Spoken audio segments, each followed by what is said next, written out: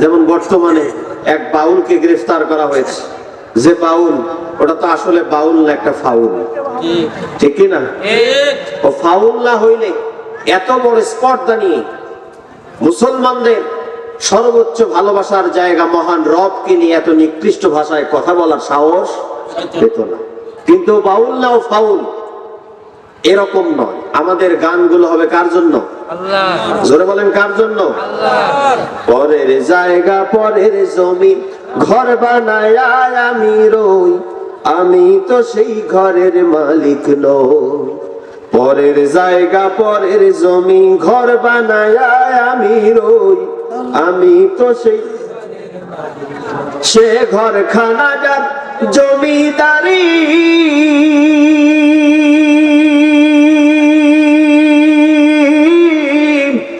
আমি পাই না তাহার হুকুম জারি। সে ঘরখানা যার জমিদারি, আমি পাই না তাহার হুকুম জারি। পাই না জমিদারের দেখা, আরে পাই না জমিদারের দেখা, মনের দুঃখ কারে কই, আমি তো সেই ঘরের মালিক নই। পরের জায়গা পরের জমি ঘর বানায় আমি রই, আমি তো সেই ঘরের মালিক নই। জমিদারের ইচ্ছা মতো দেই না জমি চাষ, তাই তো ফসল ফলে না রে দুঃখ 12 মাস। জমিদারের ইচ্ছা মতো যেই দেই না জমি চাষ, তাই তো ফসল ফলে না রে দুঃখ 12 মাস।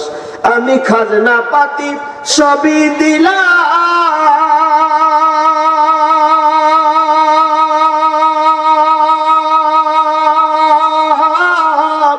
তবু জমিন আমার হয় যে নিলাম। আমি খাজনা পাতি সবই দিলাম,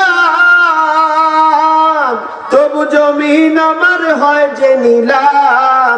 আমি চলি যে তার মন জোগায়া, আমি চলি যে তার মন জোগায়া, দা খেলা মেলে না সই, আমি তো সেই সবাই আমি তো সেই পরের জায়গা পরের জমি ঘর বানায় আমি রই, আমি তো সেই বলেন আমি তো সেই ঘরের মালিক নই। লা ইলাহা ইল্লাল্লাহ, জোরে লা ইলাহা ইল্লাল্লাহ।